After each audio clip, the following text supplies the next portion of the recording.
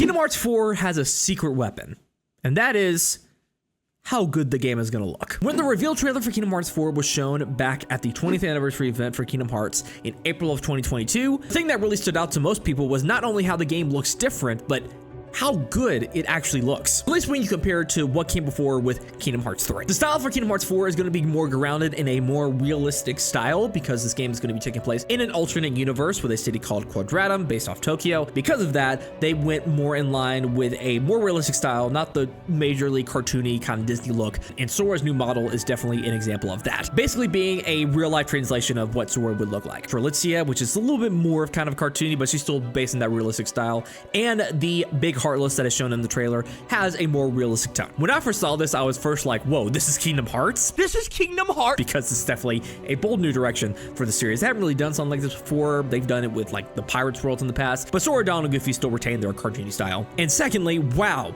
this looks really good. I know a lot of people have mixed reactions to it, but I think it's a cool new direction that they're going towards, and I think it could lead to a lot of interesting possibilities. Plus, that cartoony style is going to still be there with Donald and Goofy still searching for Sora. But little did we know that this game, it's gonna look even better than that. Tai Zoi, the producer of Kingdom Hearts 4, came out to say that the trailer we saw for Kingdom Hearts 4 was made using Unreal Engine 4, the engine that Kingdom Hearts 3 had used. But the final game that we will end up getting will be using Unreal Engine 5 as its basis. Now, when you first hear, oh, we're gonna be switching engines for this game, that might worry some people, and it may be understandable because for Kingdom Hearts 3, that game was originally running on the Luminous engine with a special Kingdom Shader variant of it until it switched over to Unreal Engine 4 because they were having problems with the Luminous engine, and a lot of people might be concerned when they hear that. But there doesn't seem to be an indication that this was kind of a big last-minute decision. They were upfront in saying, hey, this is just some concept footage that we're showing off in Unreal Engine 4 about what the game might be like, and they probably did use it early on to test and prototype the game,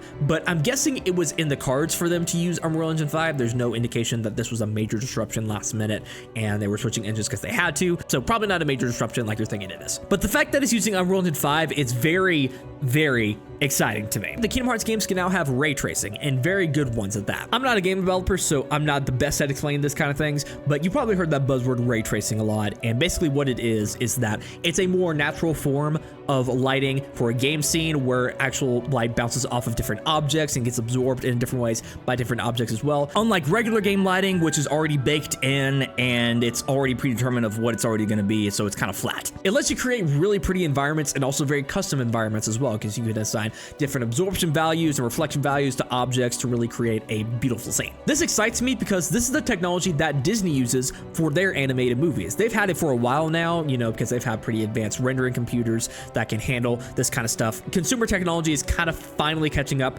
to that ray tracing capabilities. It's on a lot of hardware now, PS5, Xbox Series X. I think the Switch 2 has it to some degree. But that's the reason Disney movies and Pixar movies look so beautiful, because of those ray tracing and those advanced techniques of which they can use the lighting in those scenes. Unreal Engine 4 could use ray tracing, but Unreal Engine 5 has this thing called nanite. And this is kind of a little bit over my head, but it's a more advanced way of rendering polygons to have a much more detailed scene. So while Kingdom Hearts 4 might not get exactly to where a Disney movie might be, it can get pretty damn close with those technologies. So this time around, you may actually feel like you're playing a real-time rendered Disney movie, like you could see in the theaters. Nomura has stated that there will be Disney worlds in this game. There may be few of them, but they still will be there. Kingdom Hearts 3 was like 70% of the way there. If they just had those extra technologies, they would have been able to achieve something like that. Now they can, and I think it's going to be amazing. He even said in that quote that the reason they're doing less Disney worlds is because they can do more with a smaller amount. That is assuming they're going to be using the animated movies as a basis for the worlds. They may go down the route of the live action movies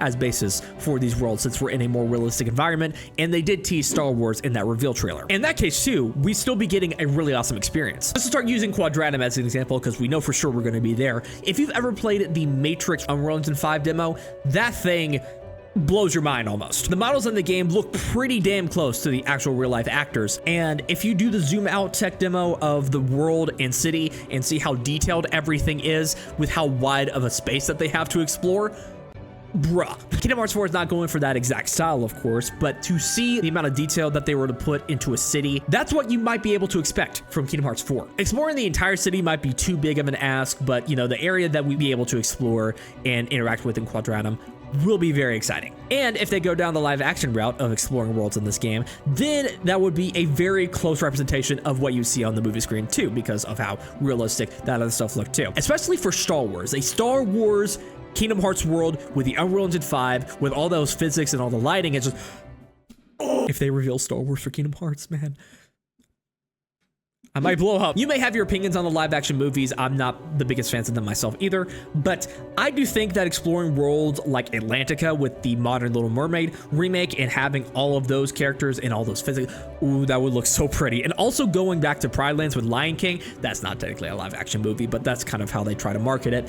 That would be very cool as well. Seeing a realistic Sora lion, I don't know, that might be kind of weird, but it looked great. They could do some exploring of Marvel characters or MCU kind of stuff. I know that's a bit controversial with some people, but I do think if they were to do something like maybe like Spider-Man world or a Thor focused one, you know, with how he has the melee attacks and all that stuff, similar to a Keyblade, or maybe like an X-Men kind of thing, because Disney owns that now, and that's where they're going towards the whole mutant saga and all that stuff. It may be hard to do that though, because the actors' likenesses are very, very expensive, and as we saw with Marvel's Avengers, which was also published by Square Enix, they had some trouble getting those licenses, and they had to go with like cheap lookalikes, and people didn't like that, so they may have to go about it in a creative way, but you know, that opens the door for that. Having said all that, I know that graphics aren't the most important aspect of this game. Obviously, that's going to be the gameplay and how fun it is to play. But this is just something that personally excites me, how good the game is going to look when we finally get to see it back. I mean, hopefully it is. I mean, hopefully they didn't screw the game up at all and they made it look ugly.